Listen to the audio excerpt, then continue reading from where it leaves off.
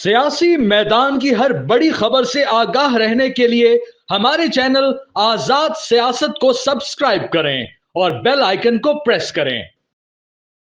अस्सलाम वालेकुम नाज़रीन, आज़ाद सियासत में मैं हूं आपकी होस्ट मलिया खान और मेरे साथ स्टूडियो में मौजूद हैं सीनियर जर्नलिस्ट हमाद हसन साहब। उनसे हम आज बात करेंगे। एक तो सबसे पहले तो हम बात करेंगे जो अमेरिका की तरफ से पाकिस्तान को कुछ धमकियां देती हुई नज़र आ रही हैं, ठीक है। उसके अलावा ये कि ट्वीट्स भी नज़र आई हैं। इन सब चीज़ों के ऊपर बात करेंगे।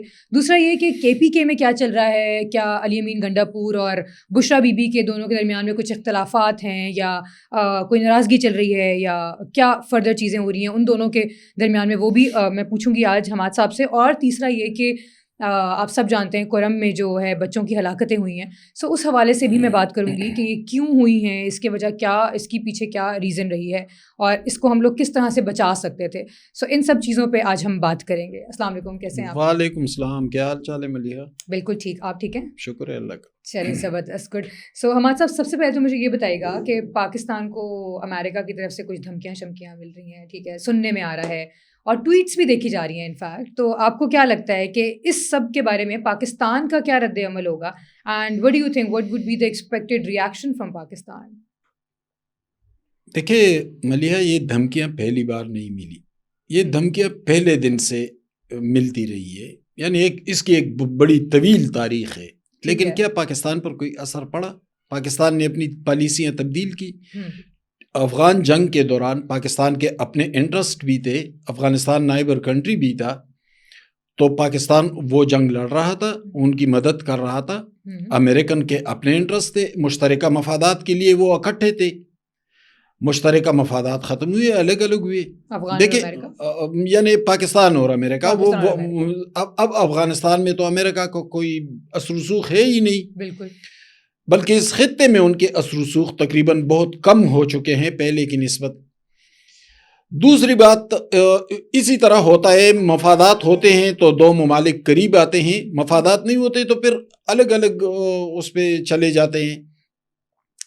लेकिन इस धमकी के तनाजुर में मामलात को देखते हैं, पहले तो हमें ये सोचना चाहिए कि आखिर क्या ऐसी तकलीफ है कि इमरान खान के लिए दो ममालिक के जो 80 साल ताल्लुकात है वो खराब हो जाए। आखिर क्या वजह है? एक इंसान की वजह से, एक आदमी की वजह से। और मैं उस पर भी आ जाता हूँ।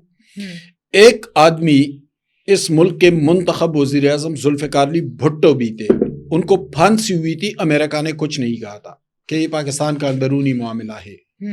बेनज़ीर भुट्टो जलावतन हुई, कैदोबंद काटी, मुश्किलात का शिकार रही, मार्शल लॉ का मुकाबला किया, अमेरिका को कुछ नहीं था। वो जनरल ज़िया के साथ भी अपने मामलात चलाते रहे। फिर नवाज शरीफ, उन पर अटक साजिश का केस बना, तैयारा साजिश केस, अटक किले में कैद रहे, उनका पूरा ख़ानदान जेल में रहा, जलावतन भी हुए, लेकिन अमेरिकन मुशर्रफ के साथ मामलात चलाते रहे, उनको कोई मसला नहीं था। पहला सवाल तो ये है कि आखिर उनका मसला क्या है एक आदमी का, और ये रवायती तौर पर तो ऐसा इस बात से तो ये जाहिर होता है कि इनके कोई ताल्लुकात हैं आपस में। कुछ तो है जिसकी पर्दादारी है, वो गालिब ने कहा था। लेकिन आपको याद होगा कि जब इमरान खान साहब थे, उनकी हुकूमत थी, तो उस टाइम पे तो वो अमेरिका के बारे में क्या बात करते थे और क्या था, तो फिर ताल्लुकात कैसे हो सकते? कॉन्ट्रडिक्शन नहीं हो रही दोनों चीजों में? जब इक़्तिदार में थे तो अमेरिका के खिलाफ कोई बात नहीं करते थे, जब निकले तो उन्होंने साइफर लहराई और कहा कि रिजीम चेंज का वो लोगों को दिया, वो फिर वो मामला भी सामने आया था कि हमने साइफर पे खेलना है।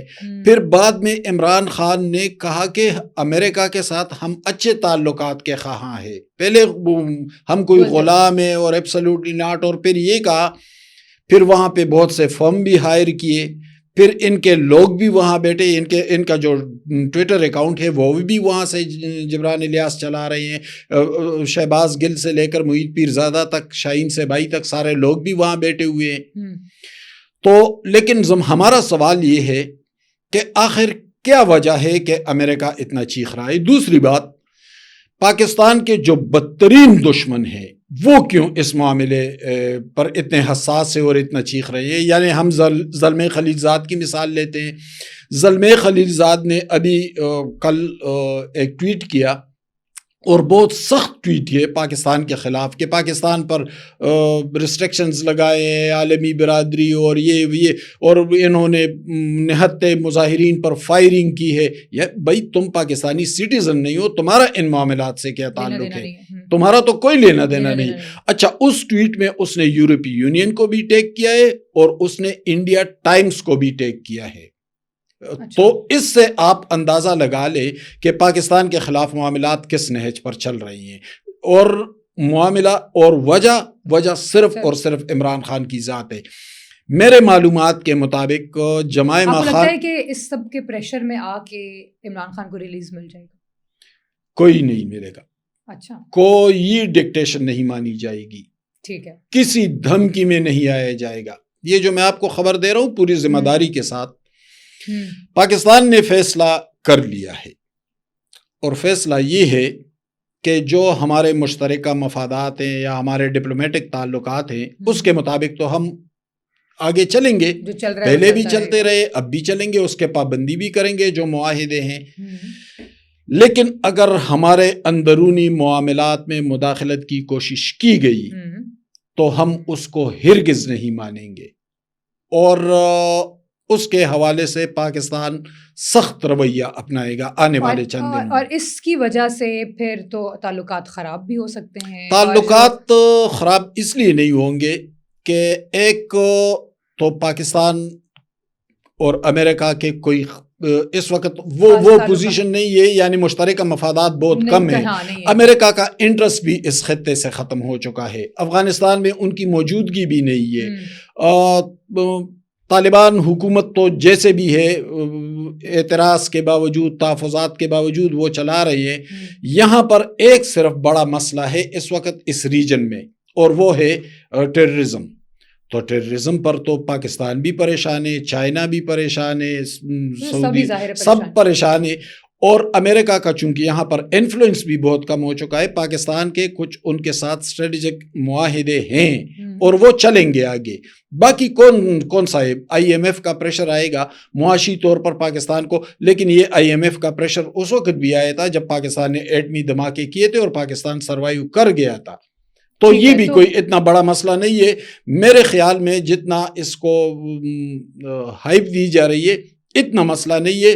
آنے والے کچھ دنوں میں یہ معاملات پیچھے چلیں, سیٹل ڈاؤن بھی ہو جائیں گے اور پاکستان اپنے اعصاب کو توانا رکھے گا, پیچھے نہیں ہٹے گا, کوئی ڈکٹیشن نہیں مانی جائے گی. چلیں, یہ تو آنے والا وقت ہی بتائے گا. دوسرا یہ کہ حماد صاحب کے پی کے میں گنڈا پور اور بشرا بی بی کے آپس میں کیا مطلب کچھ اختلافات چل رہے ہیں یا آپ کو کیا لگتا ہے؟ کیونکہ ظاہر ہے کہ اگر پارٹی کے اپنے ہی لیڈر جو ہیں وہ ساتھ مل کے اور اتفاق کے ساتھ نہیں کام کریں گے تو پھر ان کے جو لیڈر ہیں وہ تو ان کی تو کیا ہی بات کریں پھر ہم لوگ. پھر عمران خان صاحب تو بیچارے کہیں کے نہیں رہیں گے. تو ان کے کیا اختلافات چل رہے ہیں آج کل؟ ملیحہ آپ بھی ان کو نہیں چھوڑ رہی ہے یہ سوال ضرور پہنچتی ہے پی ٹی آئی سے. دیکھیں معاملات اتنے اچھے نہیں ہیں گنڈاپور اور بشرا بی بی کے درمیان, یہ میں پہلے دن سے کہتا چلا آ رہا ہوں. اب گنڈاپور نے مشال یوسفزئی کو بھی بحیثیت معاون خصوصی برطرف کر دیا. 2 مرتبہ برطرف ہوئی, 2 مرتبہ بحال ہوئی, 2 مرتبہ برطرف ہوئی. اب ان کی جو برطرفی ہے چلو ہم اس کو چھوڑ دیتے ہیں. ابھی گنڈاپور کچھ جو نوجوان لیڈرشپ ہے ان کو بہت موقع دے رہے ہیں. اس میں کرک کے شاہد خٹک ان کو مشیر بنا لیا, سہیل افریدی جو یوتھ کے صدر تھے ان کو بھی مشیر بنا لیا ہے, شفقت ایاز ہیں ملاکنڈ سے ان کو بھی موقع دے رہے ہیں, ان کو بھی قریب لے کے آئے ہیں. لیکن جو پارٹی کی سینئر لیڈرشپ ہے جس میں سابق اسپیکر مشتاق غنی ہیں, جس میں سابق وزیر عارف احمد زئی ہیں, ان لوگوں کو انہوں نے بہت پیچھے دھکیلا. اب اس کو دو اینگل سے دیکھ سکتے ہیں. ایک یہ کہ یوتھ کی عمران خان کے ساتھ دیوانگی بھی ہے, وہ تو ہمیشہ سے ہے, لیکن میں اس کو اس تناظر میں نہیں دیکھ رہا. یہ یوتھ جو ہے یہ زیادہ تر جو ہے یہ گنڈاپور کے زیر اثر ہے. اور میں آپ کو ایک مثال دوں, 80s میں پیپلز پارٹی بہت بڑی جماعت تھی, اور آفتاب شیرپاؤ خیبر پختونخوا میں بہت اہم لیڈر بھی تھے. آفتاب شیرپاؤ ظاہر ہے کہ وہاں پر جو لوگ آگے آئے تو آفتاب شیرپاؤ کے قریبی لوگ تھے. بعد میں آفتاب شیرپاؤ پیپلز پارٹی سے الگ ہوئے تو وہ لوگ جن کو پارٹی میں وہ آگے لے کر آئے تھے وہ سب کے ساتھ ان کے ساتھ چلے گئے. اور پھر آفتاب شیرپاؤ صاحب ایک چھوٹی سی جماعت کے باوجود بھی 10-15 سیٹیں جیتتے رہے اور کابینہ میں بھی ان کا بیٹا سکندر شیرپاؤ بھی رہے اور بھی عالمزیب خان چارسدے سے ان کے کابینہ میں بھی رہے. تو ان کا اثر صوبائی حکومت پر یہ تو پھر 2014 میں پی ٹی آئی کا فلڈ آیا تو اس میں تو پھر تگڑی سیاسی جماعتیں بھی بہ گئی, شیرپاؤ صاحب کی پارٹی بھی گئی. تو انہوں نے اپنا سٹرکچر بنا لیا تھا, اپنے لوگوں کو آگے لایا تھا اور پھر الگ بھی ہوئے تھے. مجھے لگتا ہے کہ تاریخ پھر اپنے آپ کو دوہرا رہی ہے اور گنڈاپور صاحب نوجوان طبقے کو جو ان کے زیر اثر ہے, ورنہ نوجوان تو مشال یوسفزئی بھی ہے لیکن وہ تو ان کے زیر اثر نہیں ہے, تو جو ان کے زیر اثر ہیں ان کو وہ آگے لا رہے ہیں. حال ہی میں انہوں نے پشاور ریجن میں پی ٹی آئی کے ایم این ایس کو بھی 15 کروڑ روپے دیے اور ایم پی ایس کو یہ ڈیولپمنٹ فنڈ ہے.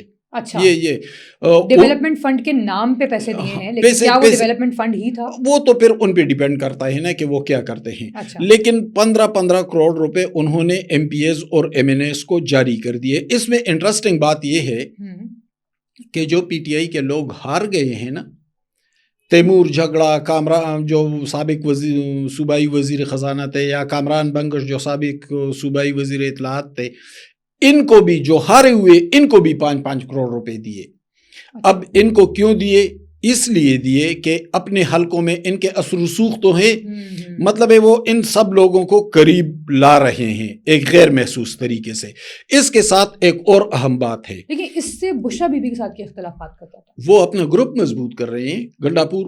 اور بشرا بی بی کے ساتھ اختلافات یہ کہ اس نے مشال یوسفزئی کو پیچھے دھکیل دیا جو عمران خان کے قریبی لوگ ہیں.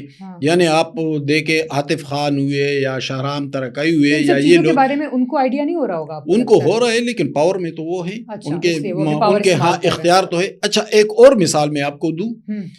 سابق صوبائی وزیر خزانہ تیمور جھگڑا تھے, یہ غلام اسحاق خان کا پوتا ہے اور ان کے والد ایک بیوروکریٹ تھے, سلیم خان جھگڑا نام تھا ان کا.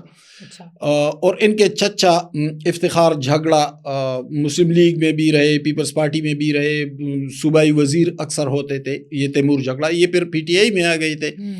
تیمور جھگڑا کے خلاف جب وہ وزیر تھے تو یہ ہیلتھ کارڈ میں کئی اربوں کی کرپشن کا معاملہ سامنے آیا تھا اور نیب کے پاس وہ کیس تھا. نیب نے وہ انکوائری بند کر دی. تو کیوں بند کر دی, کس کے کہنے پر بند کر دی؟ اب یہ اہم سوال ہے. تو کیا گنڈاپور صاحب نے سفارش کر دی؟ اور اگر کر دی تو نیب تو فیڈرل گورنمنٹ کا ہے, تو کیا مطلب ہے گنڈاپور کی بات کہیں مانی جا رہی ہے؟ لگ تو یہی رہا ہے پھر اس کا مطلب ہے. چلیں دیکھتے ہیں کہ اب گنڈاپور صاحب کی کون سی پارٹی سامنے بن کر آتی ہے. کوئی چھوٹی منی پارٹی لگتا ہے بننے والی ہے فی الحال تو ذرا مشکل ہے, لیکن فی الحال وہ اپنے آپ کو مضبوط کر رہے ہیں اور اس پر بشرا بی بی کو شدید تحفظات بھی ہیں. چلیں دیکھتے ہیں کہ وہ کیا کرتی ہیں. دوسرا میرا جو سوال ہے وہ یہ ہے حماد صاحب کہ کرم میں جو ہے وہ ایک بہت ہی افسوسناک مطلب جو واقعہ ہوا ہے, اس میں بچوں کی ہلاکتیں ہوئی ہیں. کس وجہ سے ہوئی ہیں اور ان کو کیسے روکا جا سکتا تھا؟ آپ کو کیا لگتا ہے اس بارے میں؟ دیکھیں, کرم میں فسادات تو ہوئے. کرم ایک ایسا علاقہ ہے, پہلے ایجنسی تھی اب ڈسٹرکٹ ہے, اور یہ اس میں ہے ساؤتھ میں ہے, ویسٹ ساؤتھ میں, افغانستان سے ملحقہ علاقہ بھی ہے, تری مینگل. اور یہ بہت خوبصورت علاقہ ہے, ٹھنڈا ہے کافی, گرمیوں میں بھی سردی ہوتی ہے وہاں پہ.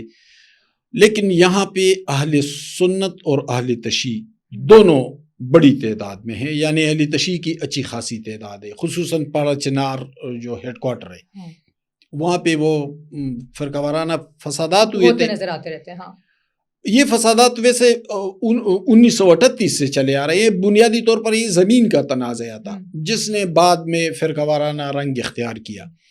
اب وہ فسادات وہاں پر ہو گئے، اور جو میرے معلومات ہیں تو انہوں نے ایک دوسرے کے قیدی بھی رکھے ہوئے ہیں، اچھا دونوں گروپس نے، ٹھیک ہے، اور ان قیدیوں میں صرف مرد نہیں ہیں، عورتیں بچے اور لوگ بھی ہیں۔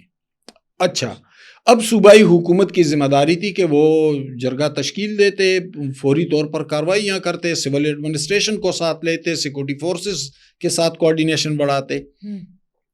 4 سیشنز ہوئے جرگے کے اور نتیجہ کوئی نہیں نکلا، بلکہ ایک جرگے میں تو انہوں نے پوچھا کہ بھئی فیڈرل گورنمنٹ کا سٹیک ہولڈر کون ہے اس میں، یعنی فیڈرل گورنمنٹ بھی اس میں شامل نہیں تھا۔ کچھ تو فیڈرل گورنمنٹ بھی ایسا ہی ہے کہ وہ تو بے فکر برائے نام ہے اور بے فکر ہے پختونخوا سے۔ اچھا، فیڈرل گورنمنٹ کی کوئی نمائندگی بھی نہیں تھی، معاملات آگے نہیں بڑھے تو وہ جو ٹینشن آئی ہوئی تھی اور وہاں پہ جو صورتحال بہتر تھی نہیں سیکورٹی حوالے سے، تو وہاں پہ ٹرانسپورٹیشن اور یہ سارا سلسلہ جو ہے کمیونیکیشن وہ رک گیا تھا۔ جب وہ رک گیا تو پھر وہاں پہ چونکہ وہاں سردی بہت زیادہ ہوتی ہے، مائنس میں چلا جاتا ہے، اور وہاں پہ جو ڈیرا پاڑا چنار ڈسٹرکٹ ہیڈ کوارٹر ہسپتال کے ایم ایس ہیں، میڈیکل سپرڈنٹ ڈاکٹر سید میر حسن نام ہے ان کا، انہوں نے بار بار ان کو لکھا کہ ہمارے پاس میڈیسن ختم ہو رہی ہے اور یہاں پہ بچے خوب، یعنی سب لوگ، لیکن بچوں کے حوالے سے نمونیا، کف اور چیسٹ انفیکشن اور یہ چیزیں چونکہ عام ہوتی ہے ان دنوں میں، اور کوئی بڑی بیماری بھی نہیں ہے، آسانی کے ساتھ کنٹرول، لیکن میڈیسن دستیاب نہیں تھے۔ اچھا، یہ صوبائی حکومت اور ان کے جو مشیر احتشام علی خان، وہ سارا دن اسی میں لگا رہتا ہے کہ میں بشرا کے ساتھ جاؤں یا گنڈاپور کے ساتھ جاؤں، میں کیا کروں، کمپنیوں کے ساتھ، جو میڈیسن کمپنیاں ان کے ساتھ میٹنگوں کے لیے آپ کے پاس وقت ہے، لیکن آپ کے پاس یہ وقت نہیں ہے کہ آپ وہاں پہ میڈیسن پر وقت بھیجیں۔ اب آج کچھ میڈیسن بھیجے ہیں 54 لاکھ کے، MI-17 ہیلی کاپٹر دوسرا پھیرا لگا رہا ہے۔ بھائی آپ لوگ اس وقت کہاں تھے جب یہ ایشو آ رہا تھا، اور یہاں پہ اچھا، اور ہلاکتیں ملیحہ یہ 29 بتا رہی ہیں، یعنی صوبائی حکومت نہیں، وہاں کے لوگ 29 بتا رہے ہیں، لیکن جو میرے انفارمیشن ہے وہ 29 سے ڈبل سے بھی زیادہ ہیں۔ ٹھیک ہے، ذرا تو مطلب ابھی، لیکن یہ ہے کہ اب بھیج دیا گیا ہے تو شاید ہو سکتا ہے کہ اب چیزوں کو تھوڑا کنٹرول کیا جا سکے۔ ایڈی نے بھی کام شروع کیا، پاک فوج نے بھی کام شروع کیا ہے، مطلب اب تو کام چل پڑا ہے، لیکن ذمہ داری تو یہ صوبائی حکومت کی تھی، ہیلتھ تو انہی کا محکمہ ہے نا، وہ تو اس میں تو کوئی اور نہیں۔ بھائی آپ سے کیوں نہیں سنبھالا گیا؟ آپ کو احتجاجوں سے، دھرنوں سے، دھمکیوں سے فرصت نہیں ملتی، احتجاجوں سے فرصت نہیں ملتی، تو آپ نے ان 12 لاشوں کا تعزیتی جلسہ کیا، جو 12 لاشیں دکھائی نہیں دیتی، وہ سینکڑوں لاشیں، آپ نے 12 کا نہیں، آپ نے سینکڑوں لاشوں کا، وہ سینکڑوں لاشیں جو دکھائی نہیں دیتی ان کا تعزیتی جلسہ کیا، تو پھر اس 60-70 بچوں کا تعزیتی جلسہ کب کر رہے ہیں؟ بالکل ٹھیک ہے آپ نے، بہت شکریہ حماد صاحب آپ کے وقت کا۔ پروگرام کا وقت ہمارا ختم ہوا ہے، انشاءاللہ نیکسٹ جو ہے وہ مختلف چیزیں ہیں جو کہ ہم لوگ ڈسکس کریں گے انشاءاللہ۔ مجھے اجازت دیجیے، اللہ حافظ۔